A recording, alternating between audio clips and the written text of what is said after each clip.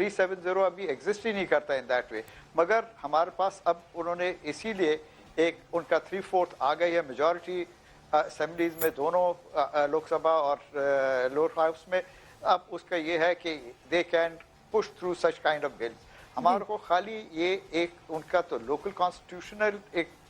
Issue है और एक इंटरनेशनल इसकी पहलू है। इसका इंटरनेशनल पहलू ये है कि इट इज़ नॉट समथिंग कि हम लोगों के दो कंट्रीज के दरमियान ये हुआ है, ये यूनाइटेड नेशन सिक्योरिटी काउंसिल का एक रेजोल्यूशन है। उसको हमारे को बहुत अच्छी तरह से देखना होगा और उसको समझना होगा क्या हम लोग इस केस को इंटरनेशनल कोर्ट ऑफ जस्टिस में लेके जा सकते हैं, क्या हमारे पास ऐसे मवाद और एविडेंस और बिल्कुल रियाज साहब, आपको याद होगा पिछले दिनों एक समिट पे ये बात जब मानी गई, ये बात जब हुई कि कश्मीर भारत के ज़ेर तसल्लुत है, तो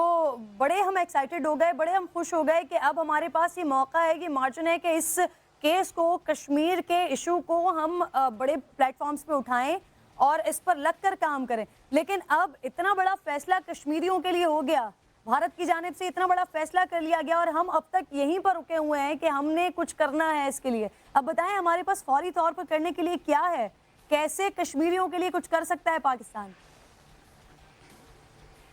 जैसे मैं कह रहा था कि हमारे पास इसके अंदर काफ़ी सब अब तो कुछ चीज़ें तो रिएक्टिव हो गई हैं, मगर प्रोएक्टिवली हमारे को जो करना है वो तो ये चीज़ें हैं। जैसे हमारे को देखना है कि किस तरह इसको इंटरनेशनलाइज किया जाए फिर से, और इसको किस तरह हमारे लीगली फॉलो अप किया जाए। दूसरा हमारा ये है कि इसके ऊपर ये पहले बात कर रहे थे क्या it will be created another Palestinians की तरह कर रहे हैं, बिल्कुल वो उसी तरह उनकी कोशिश यही होगी और उनका नतीजा ये होगा कि हमारे पास बहुत सारे रेफ्यूजीज आने शुरू हो जाएंगे कश्मीर में से। वो कोशिश करेंगे कि किसी न किसी तरह इनको पुश किया जाए, इनको बॉर्डर एरियाज में ले जाया जाए और उसके बॉर्डर एरिया के बाद इनको पाकिस्तान के अंदर पुश किया जाए। उनकी स्ट्रैटेजी मुझे लगता है कि ये होगी। उसके अगेंस्ट हमारे को प्रोएक्टिवली देखना होगा कि किस तरह उनकी ये स्ट्रैटेजी कामयाब ना हो। वो हमारा ही खाली नहीं होगा बल्कि कश्मीरियों को खुद को ये एहसास होना चाहिए, अगर वहाँ पे ये ख़त्म कर दिया गया है रूल के अब वहाँ पे कोई भी जाके हिंदुस्तान में से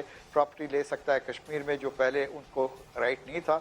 उसका क्या किस तरह रद्द बदल होगा? क्या कश्मीरीज उसको खुद रेजिस्ट करेंगे? क्या उनको इस तरह की है आदत या इस तरह की चीज़ है कि वो रेजिस्ट करें? अगर रेजिस्ट करेंगे तो फिर ये हो सकेगा, वरना ये होगा कि कुछ सालों में काफ़ी सारी प्रॉपर्टी जैसे गाज़ा के अंदर, जैसे ऑक्यूपाइड टेरिटरीज में इसराइलीज ने ख़रीद ली है, जेरूसलम में भी ख़रीद ली है, इसी तरह ये प्रॉपर्टीज बिकती जाएंगी और प्रॉपर्टीज जब उनके हाथ में चली जाएंगी तो आपका उसके राइट भी कम होता जाएगा। रियाज साहब अपनी आज़ादी के लिए जिद्दोजहद रेजिस्ट कर ही तो रहे हैं सर पिछले 70 सालों से, लेकिन खालिद अजीम साहब